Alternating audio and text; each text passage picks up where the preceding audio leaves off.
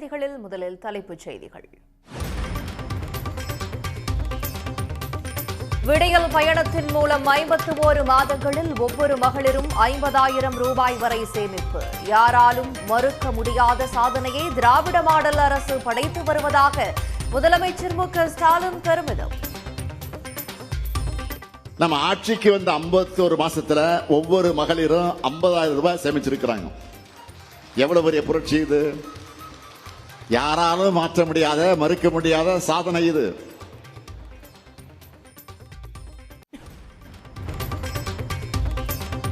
நாடு முழுவதுமே வாக்கு திருட்டு நடைபெறுவதாக ராகுல் காந்தி பரபரப்பு குற்றச்சாட்டு. காங்கிரஸ் ஆட்சிக்கு வந்ததும் மோசடிகள் தடுக்கப்படும் என பீகார் பேரணியில் உறுதி.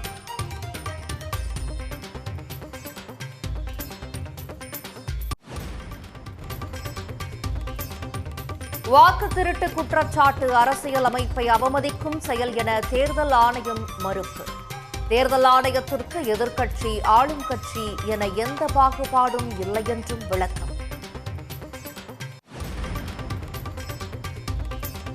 பாமக சிறப்பு பொதுக்குழுவில் ராமதாஸை தலைவராக தேர்வு செய்து தீர்மானம். தொண்டர்கள் விரும்பும் கூட்டணி விரைவில் அமையும் என ராமதாஸ் நம்பிக்கை.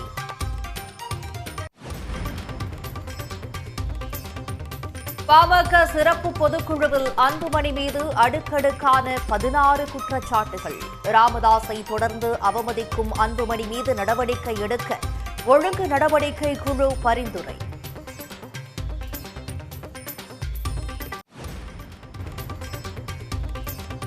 கூடலூர், வால்பாறை சுற்றுவட்டார பகுதிகளில் பலத்த காற்றுடன் கனமழை.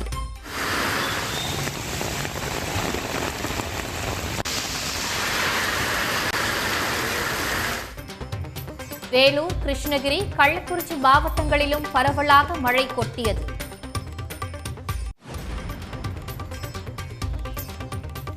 மூன்று நாட்கள் விடுமுறை முடிந்து சென்னை திரும்பும் மக்கள். உளுந்தூர்பேட்டை, விக்கிரவாண்டி, பரனூர் சுங்கச்சாவடிகளில் போக்குவரத்து நெரிசல்.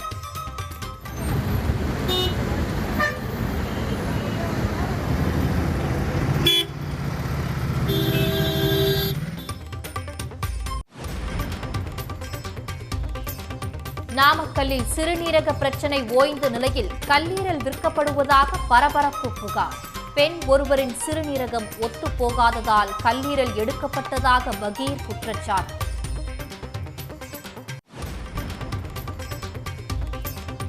அம்பத்தூர் அருகே சாலையில் திடீரென ஏற்பட்ட பள்ளத்தில் சிக்கிய வாகனங்கள்.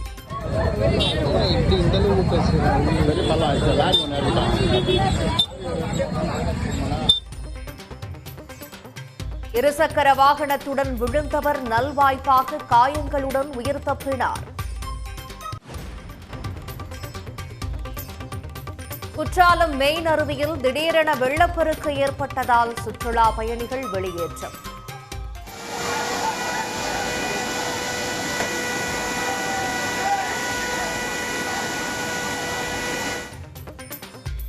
ஆழியாறு அருவியில் தடுப்புகளை தாண்டி தண்ணீர் கொட்டுவதால் குளிக்க தடை.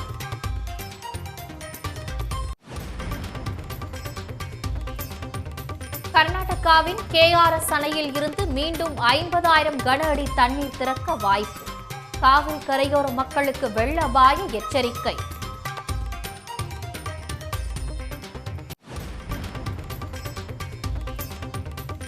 குன்னூர் அருகே தேன் எடுக்க மரத்தில் ஏறிய 2 கரடிகள். பொதுமக்களை கண்டவுடன் அவசரமாக மரத்தை விட்டு இறங்கி ஓடிய காட்சி.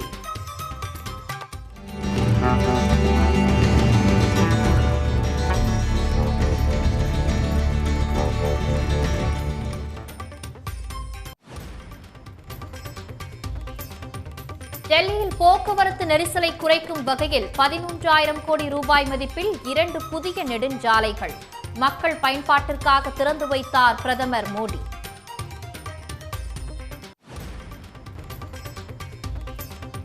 உத்தரப்பிரதேசத்தில் தள்ளுவண்டி கடையில் கஞ்சா சட்னி விற்பனை. வாடிக்கையாளர்களை கவர விபரீதத்தில் ஈடுபட்டவர் கைது. பீகாரில் இந்த ஆண்டு நடைபெறவுள்ள சட்டப்பேரவை தேர்தலில் வாக்கு திருட்டை அனுமதிக்க மாட்டோம் என்று மக்களவை எதிர்க்கட்சித் தலைவர் ராகுல் காந்தி சூளுரைத்துள்ளார். பாஜகவுடன் சேர்ந்து வாக்கு திருட்டில் ஈடுபடுவதாக இந்திய தேர்தல் ஆணையத்தை பகிரங்கமாக விமர்சித்து வரும் ராகுல் காந்தி பீகாரில் வாக்காளர் உரிமை யாத்திரையை தொடங்கியுள்ளார். பீகாரில் பாஜகவை வெற்றி பெறச் செய்வதற்காக சிறப்பு தீவிர வாக்காளர் பட்டியல் திருத்தப் பணியை தேர்தல் ஆணையம் மேற்கொண்டதாக ராகுல் காந்தி குற்றம் சாட்டி வருகிறார். இதன் பின்னணியில் பீகாரின் ரோஹ்டாஸ் மாவட்டத்தில் உள்ள சசாராம் என்ற இடத்திலிருந்து வாக்காளர் உரிமை யாத்திரை என்ற பெயரில் 16 நாட்கள் யாத்திரையை ராகுல் காந்தி இன்று தொடங்கியுள்ளார். தொடக்க நிகழ்ச்சியில் உரையாற்றிய ராகுல் காந்தி RSSம் பாஜகவும் அரசியல் அமைப்பு சட்டத்தை அழித்தொழிக்க கங்கணம் கட்டிக் கொண்டிருக்கின்றன என்று குற்றம் சாட்டினார். சிறப்பு தீவிர வாக்காளர் பட்டியல் திருத்தத்தின் மூலம் உண்மையான வாக்காளர்களின் பெயர்களை நீக்கி பாஜகவை வெற்றி பெறச் செய்யும் முயற்சி நடப்பதாக அவர் குற்றம் சாட்டினார். कह दिया कि करेंगे, मगर मैं जानता हूं कि वो सच्चा जाति जनगणना नहीं करने वाले हैं.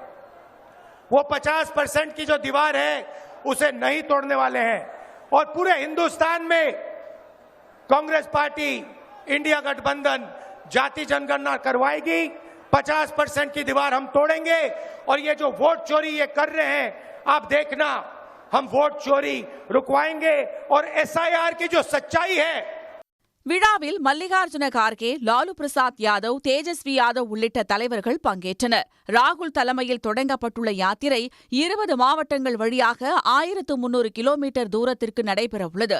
செப்டம்பர் 1ஆம் தேதியன்று பாட்னாவில் பிரம்மாண்ட பொதுக்கூட்டத்துடன் நிறைவடைய உள்ளது. அண்மை கால தேர்தல்களில் வாக்கு திருட்டு நடைபெற்றுள்ளதாக ராகுல் காந்தி கூறி வரும் குற்றச்சாட்டை இந்திய தலைமை தேர்தல் ஆணையர் கைனேஷ்குமார் திட்டவட்டமாக மறுத்துள்ளார். அடிப்படையான யதார்த்தத்தை புறக்கணித்து குழப்பத்தை பரப்ப முயற்சி நடப்பதாக அவர் குற்றம் சாட்டியுள்ளார்.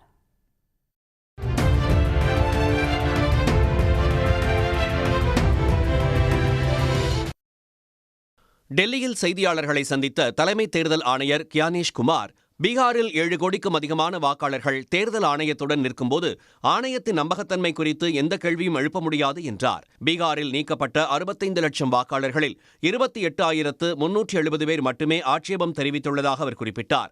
தேர்தல் ஆணையத்தை பொறுத்தமட்டில் அனைத்து கட்சிகளும் சமம் என்று கூறிய கியானேஷ்குமார், எந்தவித பாகுபாடும் இல்லாமல் ஒரு பாறை போன்று தேர்தல் ஆணையம் அச்சமின்றி நிற்கிறது என்று விளக்கமளித்தார். கர்நாடகத்தில் சிலருக்கு இரட்டை வாக்கு இருந்ததாக ராகுல் எழுப்பிய குற்றச்சாட்டை சுட்டிக்காட்டிய அவர், அந்த குற்றச்சாட்டுக்கு ஆதாரத்தை கேட்டபோது தரவில்லை என்றும் இதுபோன்ற பொய்யான குற்றச்சாட்டுகளுக்கு தேர்தல் ஆணையம் பயப்படாது என்றும் தெரிவித்தார். समय रहते जब ड्राफ्ट सूची थी तो दावे और आपत्ति क्यों नहीं जमा कराए गए? जब रिजल्ट निकल आया तब याद आया कि ये गलत था और एक भी मतदाता का नाम सबूत सहित आज तक चीफ इलेक्टोरल ऑफिसर महाराष्ट्र को नहीं मिला. चुनाव हुए 8 महीने हो गए. டிஜிட்டல் வாக்காளர் பட்டியலை எதிர்க்கட்சிகள் கேட்டு வரும் நிலையில் அவை தனிப்பட்ட நபர்களின் உரிமைகளை பாதிக்கும் என்பதால் தர முடியாது என்று தலைமை தேர்தல் ஆணையர் விளக்கமளித்தார். வாக்குச்சாவடிகளில் பதிவான CCTV காட்சிகளையும் வழங்க முடியாது என்று அவர் திட்டவட்டமாக தெரிவித்தார். தேர்தலில் 1 கோடி ஊழியர்கள் பணியாற்றிய நிலையில் வாக்கு திருட்டில் ஈடுபட முடியுமா என்று கியானேஷ்குமார் கேள்வி எழுப்பினார். பாமக நிறுவனர் ராமதாஸ் தலைமையில் நடைபெற்ற சிறப்பு பொதுக்குழு கூட்டத்தில் அன்புமணி மீது ஒழுங்கு நடவடிக்கை குழு முன்வைத்துள்ள 16 குற்றச்சாட்டுகள் வெளியிடப்பட்டுள்ளன.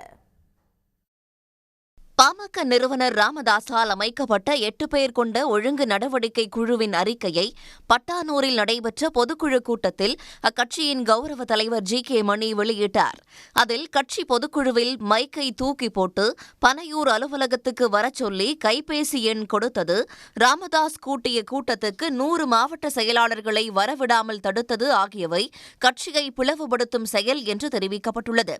சமூக ஊடக பேரவையினர் மூலம் ராமதாஸ் குறித்து அவதூறான கருத்துக்களை வெளியிட்டதாகவும் சமரச பேச்சுவார்த்தையை அன்புமணி உதாசீனப்படுத்தியதாகவும் தைலாபுரத்தில் ராமதாஸ் இருக்கைக்கு கீழே ஒட்டுக்கேட்பு கருவியை வைத்ததாகவும் கூறப்பட்டுள்ளது.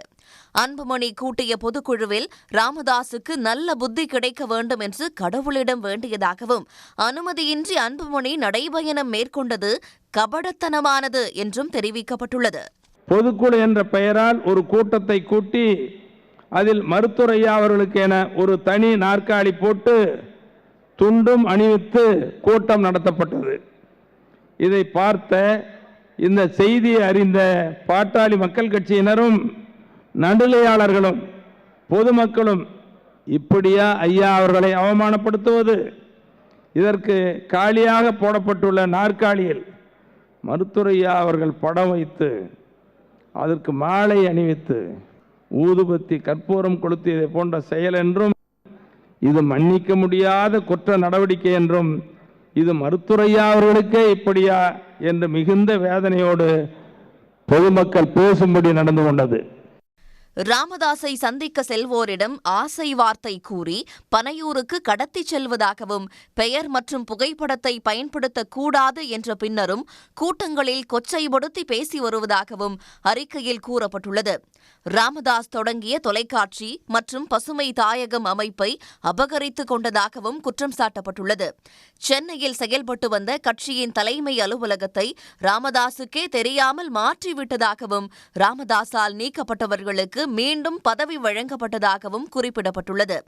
ராமதாசுடன் பேசாமலேயே 40 முறை பேசியதாக பொதுவெளியில் பொய் சொன்னது ஜி.கே. மணி மற்றும் அருள் ஆகியோர் மருத்துவமனையில் அனுமதிக்கப்பட்ட நிலையில் கூட்டு பிரார்த்தனை என்று கேலி செய்தது என 16 புகார்களை அன்புமணி மீது ஒழுங்கு நடவடிக்கை குழு தெரிவித்துள்ளது. தொண்டர்கள் விரும்பும் கூட்டணி விரைவில் அமையும் என பாமக நிறுவனர் ராமதாஸ் கூறியுள்ளார். வானூர் அருகே நடைபெற்ற அக்கட்சியின் சிறப்பு பொதுக்குழுவில் பங்கேற்று பேசிய அவர், இந்த கூட்டம் பணம் கொடுத்து கூட்டப்பட்டது அல்ல என்று கூறினார். எண்ண முடியாத அளவுக்கு 7000-8000 பொதுக்குழு உறுப்பினர்கள் இங்கே கூடிய கூட்டம் ஒரு வரலாற்று சிறப்புமிக்க கூட்டம். இது காசு கொடுத்து கூட்டப்பட்ட கூட்டம் அல்ல, கூட்டி வந்த கூட்டம் அல்ல. அவர் சொந்த காசுகளை போட்டு வந்த கூட்டம். இது வல்லவோ கூட்டம், இது வல்லவோ பொதுக்குழு. அதனாலே நீங்கள் விரும்புகின்றவாறு நீங்கள் ஒரு நல்ல கூட்டணியை நாம் ஏற்படுத்துவோம்.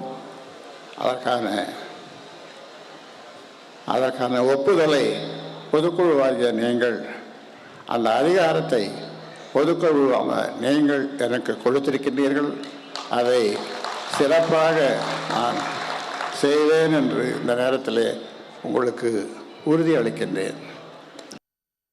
திமுகவின் முக்கிய தலைவர்கள் பாஜகவில் சேர பேச்சுவார்த்தை நடத்தி கொண்டிருப்பதாக ஒன்றிய இணையமைச்சர் எல் முருகன் தெரிவித்த நிலையில், எல் முருகன் பகல் கனவு காண்பதாக தமிழ்நாடு காங்கிரஸ் தலைவர் செல்வ பெருந்தகை பதிலடி கொடுத்துள்ளார். தேர்தல் நேரத்தில் திமுகவிலிருந்து எவ்வளோ பேர், நான் பாரதிய ஜனதா கட்சியினுடைய தலைவராக இருக்கும்பொழுது எவ்வளோ பேர் முக்கியமான ஆட்கள்லாம் கூட திமுகவிலிருந்து வெளில வந்தாங்க. இப்பயும் திமுகவிலிருந்து வெளில வர்றதுக்கு ரெடியாக தான் இருக்கிறாங்க. எங்ககிட்ட பேச்சுவார்த்தை நடந்து கொண்டிருக்கிறது. திமுகவில் யாருன்னு அது எப்படி சொல்ல முடியும்? அது ஜாயின் பண்ணும்போது எங்கள் கட்சி ஆஃபீஸில் ஜாயின் பண்ண உங்களெல்லாம் வச்சுட்டு தான் ஜாயின் பண்ண வைப்போம். அதனால் தேர்தல் நேரங்கள் நீங்கள் கவனமாக எடுத்து பாருங்கள். தேர்தல் நேரங்களில் இங்கேருந்து அங்கே, அங்கேருந்து இங்கே, இங்கேருந்து இங்கே பல அது போயிட்டு வந்து, ஆனால் யார் போகிறார்கள், எங்கிருந்து போகிறார்கள் என்பது தான் வெயிட் பண்ணுங்கள். திமுகவிலேருந்து பெரிய தலைவர்கள்லாம் கூட எங்கள் இதில் ஜாயின்.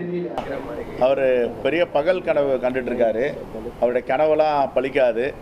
சிதம்பரத்தில் பேசும்போது எடப்பாடி பழனிசாமி என்ன சொன்னார், அவங்க திமுகவில் இருக்க தோழமை கட்சிகளை ரெட் கார்பெட் வெல்கம் செய்கிறோம், குறிப்பாக கம்யூனிஸ்டுகள் அப்படின்னாரு. இவங்க என்ன சொன்னாங்க, அது ரெட் கார்பெட்டில் அது பிளட் கார்பெட் அப்படின்னாங்க. உடனே என்ன பண்ணார், கம்யூனிஸ்ட் ஒரு அடிமை கட்சி ஆகிப்போச்சு, கம்யூனிஸ்ட் தேஞ்சு போச்சுன்னாரு. அவர்கிட்ட கூப்பிட்டாருன்னா போனாங்களா நல்ல கட்சி, இல்லை நாங்கள் சுயமரியாதையோட ஒரு இடத்துல காங்கிரஸ் கூட்டணியில் இருக்கோம், திமுக கூட்டணியில் இருக்கோன்னா அது தேஞ்சு போன கட்சி. அதனால் என்ன தின்னால் பித்தம் தெளியும் தெரியல பாஜக தலைவர்களுக்கு உளறிட்டு இருக்காங்க. அதனால் இது எல்லாம் 0.1% கூட வாய்ப்பே கிடையாது. தருமபுரியில் நடைபெற்ற அரசு விழாவில் 1705 கோடி ரூபாய் மதிப்பிலான புதிய பணிகளுக்கு அடிக்கல் நாட்டி முடிந்த பணிகளை தொடங்கி வைத்த முதலமைச்சர் மு.க. ஸ்டாலின் புதிய அறிவிப்புகளையும் வெளியிட்டுள்ளார்.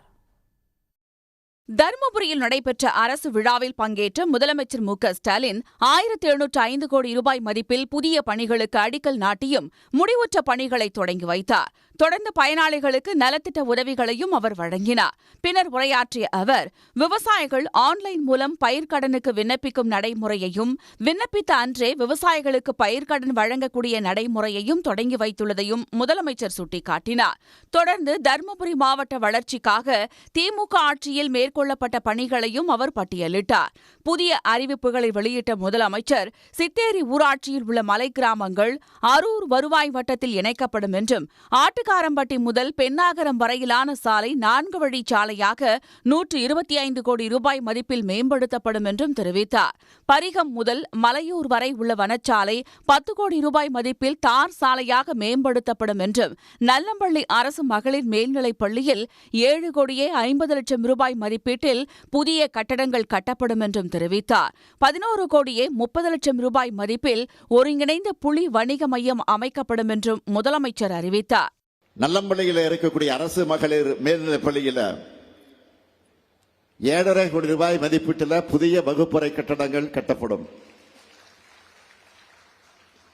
4வது அறிவிப்பு, அதிக அளவில் புளி உற்பத்தி செய்கிற தருமபுரி மாவட்ட விவசாயிகளுக்கு பயனளிக்கக்கூடிய வகையில் 11 கோடியே 30 லட்சம் ரூபாய் மதிப்பீட்டில் ஒருங்கிணைந்த புலி வணிக மையம் அமைக்கப்படும்.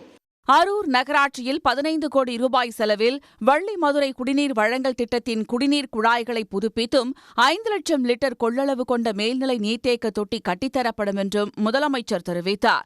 முன்னதாக தருமபுரியை அடுத்த ஒட்டப்பட்டியில் முன்னாள் ஒன்றிய அமைச்சர் முரசொலி மாறன் பிறப்பித்த நாளை முன்னிட்டு அவரது திருவுருவ படத்திற்கு முதலமைச்சர் மு.க.ஸ்டாலின் மாலை அணிவித்து மரியாதை செலுத்தினார்.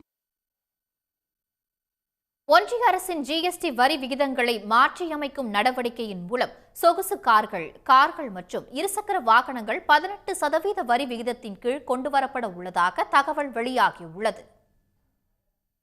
தீபாவளி பரிசாக ஜிஎஸ்டி வரி விதிப்பில் மிகப்பெரிய மாற்றங்களை செய்யப்போவதாக பிரதமர் மோடி சுதந்திர தின உரையில் குறிப்பிட்டார். அதன்படி 28% ஜிஎஸ்டி வரி என்பது முழுமையாக ரத்து செய்யப்பட்டு அதில் உள்ள பல பொருட்கள் 18% ஜிஎஸ்டி வரி பட்டியலில் சேர்க்கப்பட உள்ளது. இந்நடவடிக்கை மூலம் தீபாவளிக்கு முன்னதாக சொகுசு கார்கள் மற்றும் இருசக்கர வாகனங்கள் ஆகியவற்றுக்கான ஜிஎஸ்டி வரி 18% குறையும் என தகவல் வெளியாகியுள்ளது. தற்போது சொகுசு கார்களுக்கு 50%, மற்ற கார்கள், இருசக்கர வாகனங்களுக்கு 28% ஜிஎஸ்டி மற்றும் செஸ் வரி விதிக்கப்பட்டு வரும் நிலையில் இவை அனைத்தும் ஜிஎஸ்டி 18% வரி விகிதத்தின் கீழ் கொண்டுவரப்பட உள்ளன. மின்சார வாகனங்களுக்கான 5% வரி விதிப்பு முறை மாற்றமின்றி தொடரும் என்றும் கூறப்படுகிறது. வாகனங்களுக்கான ஜிஎஸ்டி வரி குறைப்பு தீபாவளி விற்பனையில் பெரும் தாக்கத்தை ஏற்படுத்தும் என எதிர்பார்க்கப்படுகிறது. இதேபோல சிமெண்ட் மற்றும் ஏர் கண்டிஷனர்களுக்கான ஜிஎஸ்டி வரியும் குறைக்கப்படும் என்றும் தகவல் வெளியாகியுள்ளது. கள்ளக்குறிச்சி மாவட்டம் ஆய்வு நடுவம் சார்பில் பழங்கால கல்வெட்டுகளை வாசிக்கவும் பராமரிப்பது குறித்தும் அரசு பள்ளி மாணவிகளுக்கு பயிற்சி அளிக்கப்பட்டது. பயிற்சியின் நோக்கம், மாணவிகள் பெற்ற அனுபவங்கள் குறித்து விளக்குகிறது இந்த செய்தி தொகுப்பு. பழங்கால கல்வெட்டுகளின் வரலாற்று சிறப்புகளையும் அதனை பராமரிப்பதை வருங்கால தலைமுறைகள் தெரிந்து கொள்ள வேண்டும் என்ற நோக்கில் அரசு பள்ளி மாணவர்களுக்கு கள்ளக்குறிச்சி மாவட்ட ஆய்வு நடுவம் சார்பில் தொடர் பயிற்சி அளிக்கப்பட்டு வருகிறது. அதன் தொடர்ச்சியாக திருக்கோவிலூர் அங்கவை சங்கவை அரசு பெண்கள் மேல்நிலைப்பள்ளி மாணவிகள் அரகண்டநல்லூர் அத்துல்யா நாதேஸ்வரர் கோவிலுக்கு கள ஆய்வுக்கு அழைத்துச் செல்லப்பட்டனர்.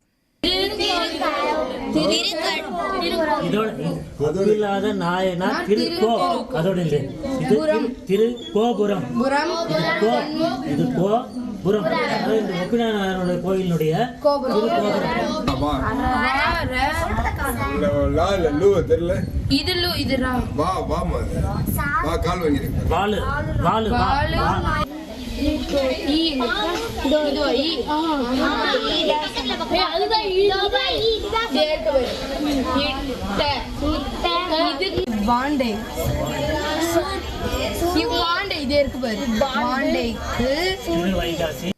கல்வெட்டுகளை சுத்தம் செய்து படியெடுத்தல், பழங்கால தமிழ் எழுத்துக்களை வாசித்தல், கல்வெட்டுகளை பராமரித்தல் குறித்து மாணவிகளுக்கு அடிப்படை பயிற்சி அளிக்கப்பட்டது. இங்குள்ள வரலாற்று சிறப்புமிக்க கல்வெட்டுகளை பிள்ளைகள் படிக்கவும் அதனுடைய தொன்மையை அறிந்து கொள்ளவும் எதிர்காலத்தில் இதை எப்படி பராமரிப்பது என்பதும் பாதுகாப்பது என்பதையும் போதித்தோம். மற்றும் பிள்ளைகளை வைத்து கல்வெட்டை வாசிக்க பயிற்சியும் அளிக்கப்பட்டது. சில பிள்ளைகள் அதை ஆர்வமுடன் கேட்டார்கள். கல்வெட்டினுடைய அமைப்பு, அதனுடைய காலம், அதனுடைய வரையறை என்று அதனை பொறுமையாக விளக்கினோம். பள்ளி பாட நூல்களில் மட்டுமே வரலாற்றை பயின்று வரும் தங்களுக்கு தமிழ்நில மன்னர்கள் காலத்து வரலாற்று தொன்மைகளையும் நேரில் தெரிந்து கொள்ள இந்த கள ஆய்வு உதவியதாக மாணவிகள் தெரிவித்தனர்.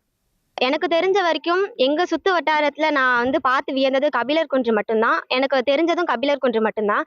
ஆனா இன்னைக்கு இங்க வந்தது ரொம்ப பயனுள்ளதா இருந்துச்சு. ஏன்னு கேட்டீங்கன்னா, பாண்டியர்கள் காலம், சோழர் காலம், அங்க வாழ்ந்தவர்கள் எப்படி, இதெல்லாம் பார்த்து நாங்க நிறையவே தெரிஞ்சுக்கிட்டோம். அழகிய இளவன்மதி சூடினான் அப்படின்னு ஒருத்தவங்களுடைய கதையை நாங்க ரொம்பவே நல்லாவே தெரிஞ்சுக்கிட்டோம். நிறைய கல்வெட்டெல்லாம் பார்த்தோம். சோழர் கால கல்வெட்டு, பாண்டியர்களோட கல்வெட்டு, சுந்தர பாண்டியன் 10வது பாண்டியனோட கல்வெட்டு, அதுக்கப்புறம் இளவெண்மதி சூடினான் அவங்க தன்னுடைய தலையை அறுத்துக்குது, அதெல்லாம் பார்த்தோம். நாயக்கர் கால கல்வெட்டெல்லாம் பார்த்தோம். தமிழர் வரலாற்று கல்வெட்டுகள் குறித்து புதிய பார்வையையும் கல்வெட்டு படிக்கும் ஆர்வத்தையும் கள ஆய்வு தூண்டியதாக மாணவிகள் உற்சாகத்துடன் தெரிவித்தனர். சன் செய்திகளுக்காக திருக்கோவிலூர் செய்தியாளர் அம்பேத்கர். உடனுக்குடன் செய்திகளை தெரிந்து கொள்ள சன் நியூஸ் பெல் ஐகானை கிளிக் பண்ணுங்க.